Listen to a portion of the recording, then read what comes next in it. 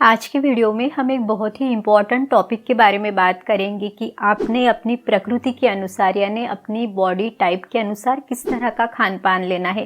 अब देखिए, एक ही तरह का डाइट प्लान या डाइट गाइडेंस सबके लिए काम नहीं कर सकता, क्योंकि आयुर्वेद के अनुसार हर व्यक्ति अलग है, हर व्यक्ति की प्रकृति अलग है। यहाँ तक कि जब भी शरीर में वात, पित्त, कफ इनमें से कोई भी दोष बढ़ता है तब काफ़ी सारी बीमारियाँ या लक्षण भी दिखाई देते हैं।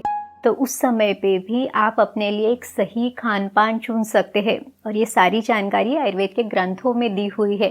तो चलिए बिना किसी देरी के वीडियो शुरू करते हैं। नमस्ते, मैं हूँ डॉक्टर रूपाली जैन और आयुर्वेद फॉर एवरीवन में आपका स्वागत है।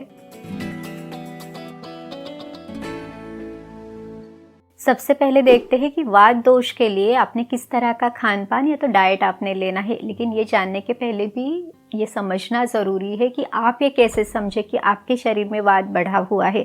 तो इसके लिए आयुर्वेद में एक श्लोक दिया हुआ है, उसमें कहा गया है तत्र रुक्षो लघु शीतः खरः सूक्ष्म शलो अनिलः। इसमें वात दोष के गुण दिए हैं। तो सबसे पहला जो गुण दिया है वो है रुक्ष गुण यानी रूखापन। तो इसमें आपको क्या लक्षण दिखाई देंगे? तो त्वचा में बहुत ज़्यादा रूखापन होना, या तो बालों में रूखापन होना, या मल में भी रूखापन होना। तो काफ़ी लोगों को कॉन्स्टिपेशन होगा, हार्ड स्टूल होगी। वात दोष में या वात की प्रकृति में भी क्रूर कोष्ठ बताया हुआ है, तो इनको मल निकलते समय तकलीफ होगी। दूसरा जो है कि आपको जोड़ों में दर्द या फिर कटकट आवाज़, इस तरह के लक्षण भी दिखाई दे सकते हैं।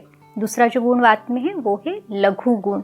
तो जिन लोगों की वात की प्रकृति है तो उनमें वेट बढ़ने में उनको टाइम लगेगा, या तो वेट बढ़ाना इतना आसान नहीं लगेगा, लेकिन हाँ वेट जल्दी कम हो जाएगा। अगला जो गुण बताया है वो है चल गुण। तो चल गुण के कारण मन में भी चंचलता रहेगी, थॉट्स बहुत ज़्यादा आएंगे, नींद कम रहेगी, एंग्जाइटी या इस तरह के लक्षण भी उनमें दिखाई दे सकते हैं। तो इस तरह से आप ये जान सकते हैं कि आपके शरीर में वात दोष बढ़ा हुआ है या तो आपकी वात की प्रकृति है। इसके बारे में डिटेल वीडियो भी है, वो भी आप देख सकते हैं।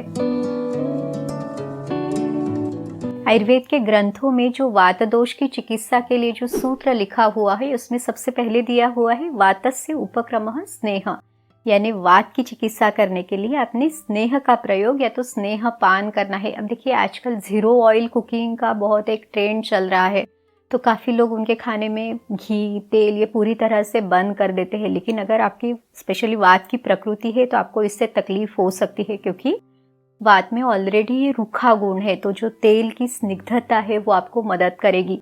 खास करके आयुर्वेद में जो तिल का तेल है यानी जो सिसमी ऑयल है, ये वात को कम करने के लिए सर्वश्रेष्ठ बताया हुआ है, क्योंकि इसमें स्निग्ध गुण है और इसकी जो तासीर है ये गर्म है। वात में ठंडापन है, इसलिए वात जिनमें बढ़ जाता है उनमें ठंडी भी ज़्यादा लगती है। तो ये जो तिल का तेल है, इसकी स्निग्धता और इसका जो गर्म तासीर का गुण है, तो ये आपके वात को कम करने के लिए बहुत अच्छे से मदद करता है। अब इस तेल का सेवन आपने कैसे करना है? तो थोड़े से गर्म पानी में 1 से 2 चम्मच तिल का तेल मिलाकर आपने इसे पीना है।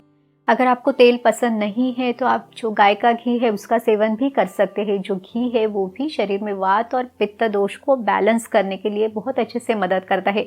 तो गरम चावल पे या दाल है, रोटी पे लगा के आप घी का सेवन करें। दिन भर में 2 से 3 चम्मच घी आप ले सकते हैं, इससे शरीर में स्निग्ध गुण बढ़ेगा। अब देखते हैं कि वात दोष बढ़ने पे आपने खान पान में कौन से स्वाद की चीज़ें ज़्यादा लेनी है। तो आयुर्वेद में षड्रस बताए जाते हैं, यानी 6 तरह के स्वाद बताए हुए हैं। इसमें मधुर, अम्ल, लवण, कटु, तिक्त, कषाय यानी मीठा, खट्टा, खारा, तीखा, कड़वा, कसेला, ये 6 स्वाद है। तो इसमें से वात, पित्त, कफ के लिए भी अलग अलग स्वाद बताए गए हैं। जैसे कि वात दोष को कम करने के लिए आपने मधुर, अम्ल, लवण यानी मीठी, खट्टी और नमकीन स्वाद की चीज़ें आपने आपके खान पान में ज़्यादा रखनी है। तो मीठा स्वाद है ना, जैसे कि जो घी है, दूध है, मक्खन है, ये सारी मीठे स्वाद की ही बताई हुई है। या जो आप स्वीट्स लेते हैं कुछ, जैसे कि आपने मुनक्का है, खजूर है, अंजीर है, या तो गुड़, मिश्री, ये सभी मीठे स्वाद की चीज़ें हैं। तो इनका आप अपने खान पान में सेवन ज़रूर करें। दूसरा जो स्वाद है वो है खट्टा स्वाद। तो जो अचार वगैरह है वो आप ले सकते हैं, जैसे कि आंवले का अचार है, हल्दी का अचार, या तो नींबू का अचार, आप अनार ले सकते हैं। अब देखिए, सारे जो फल है उसमें खट्टा और जो मीठा स्वाद है, तो ये सभी वात को कम करने के लिए आपको मदद करेंगे। इसके अलावा जो नमकीन स्वाद की चीज़ें हैं जिसमें खारा स्वाद है, तो वो भी आपने ज़रूर सेवन करनी है। तो जिन लोगों को भी नमकीन पसंद है वो ज़रूर ले सकते हैं। हल्का सुपाच्य आहार आपने लेना है। हल्का सुपाच्य यानी जो भी आप आसानी से पचा सको। अब देखिए, जिनके शरीर में वात ज़्यादा रहता है तो उनकी विषम अग्नि है, यानी उनको कभी भूख बहुत अच्छे से रहेगी, कभी नहीं रहेगी। तो आपकी भूख के अनुसार, आपकी पाचन क्षमता के अनुसार ही आपने खाना लेना है, और उसमें भी गर्म हो, क्योंकि वात में हमने देखा ठंडापन है, तो खाना अगर गर्म है तो वो भी वात को बहुत अच्छे से कम करेगा। आजकल काफ़ी सारे लोग उनके खान पान में मिलेट्स का समावेश ज़्यादा करते हैं, तो मिलेट्स किसके लिए सही है और किसके लिए नहीं, तो ये भी समझना बहुत ज़रूरी है। जब भी शरीर में कोई दोष पड़ता है तो या बीमारी रहती है तो आयुर्वेद में उसको दो इसमें डिवाइड किया गया है, संतर्पणजन्य व्याधि और अपतर्पणजन्य व्याधि। संतर्पण यानी बढ़ना, तो अगर आपके शरीर में फैट बढ़ा हुआ है, मोटापा है, आपका वजन ज़्यादा है, कोलेस्ट्रॉल है, फैटी लीवर है, आपकी बहुत सीडेंटरी लाइफस्टाइल है, तो आपके लिए मिलेट्स का सेवन बहुत अच्छा है, क्योंकि ज्वार, बाजरा, ये सभी जो मिलेट्स है इसमें रूखापन है, तो जो शरीर में ये स्निग्धता बढ़ी हुई है उसके लिए रूखापन आपको मदद करेगा। लेकिन अगर आपके शरीर में वात बढ़ा हुआ है और आप ये रूखे जो भी मिलेट्स है इनका सेवन ही ज़्यादा करते हैं तो ये वात और ज़्यादा बढ़ सकता है।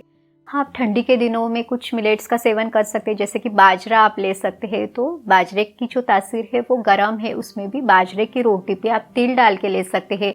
खाते समय भी उसके ऊपर घी लेके, थोड़ा सा गुड़ लेके अगर आप खाते हैं तो ये आपके लिए सही रहेगा, लेकिन रोज़ के लिए आपने मिलेट्स का सेवन नहीं करना है।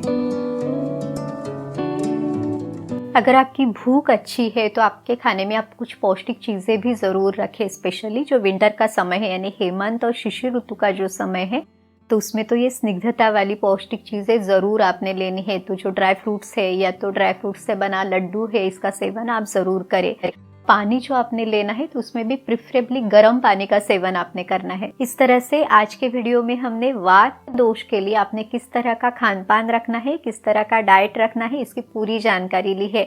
उम्मीद है ये वीडियो आपकी मदद ज़रूर करेगा। अगर आपको ये वीडियो अच्छा लगा तो इसे लाइक ज़रूर कीजिए, इसे अपने दोस्तों और रिश्तेदारों के साथ भी ज़रूर शेयर कीजिए ताकि उनको भी ये आयुर्वेद का ज्ञान पता चले। तो चलिए फिर मिलते हैं अगले वीडियो में।